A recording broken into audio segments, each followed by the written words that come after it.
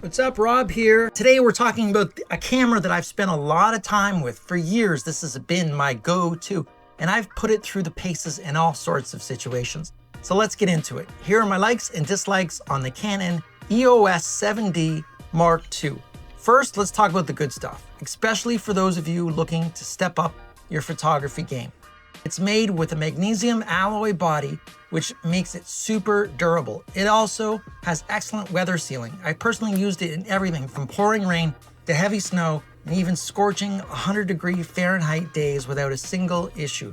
You won't have to baby this camera. It's built to handle tough situations and conditions. Let's talk about the images. Sharp, clear images, especially for stills. The Mark II comes with a 20.2 megapixel APS-C CMOS sensor. So what does that mean for you? It just means it can take some really good images with impressive detail and clarity. For landscape photographers, especially those using a tripod at lower ISO like 100, this camera works flawlessly. Easy to use. If you know Canons and you're already familiar with Canons, the button layout in the menu system will feel very familiar and intuitive. The menu also has a bright viewfinder with 100% coverage. This intelligent viewfinder is fantastic because it can show you almost all your camera settings in shooting modes right there, so you don't have to take your eye off the subject to check the settings.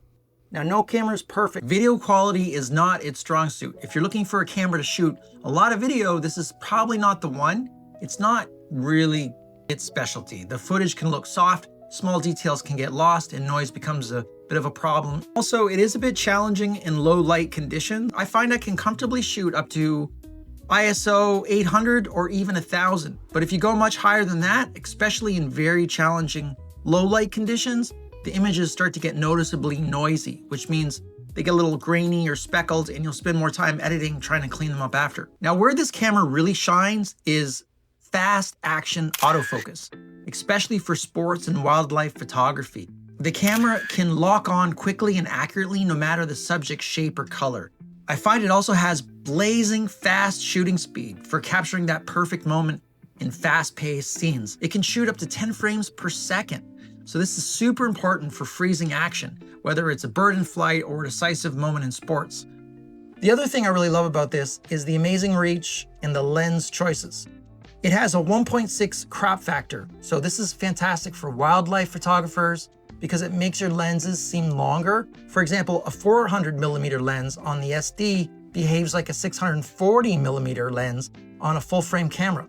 So this is huge for getting closer to distant subjects. So who should consider this camera? Well, if you're budget-conscious action photographer, this is right down your alley. If you're into sports or wildlife photography, again, this is perfect for you. This camera is an absolute game changer.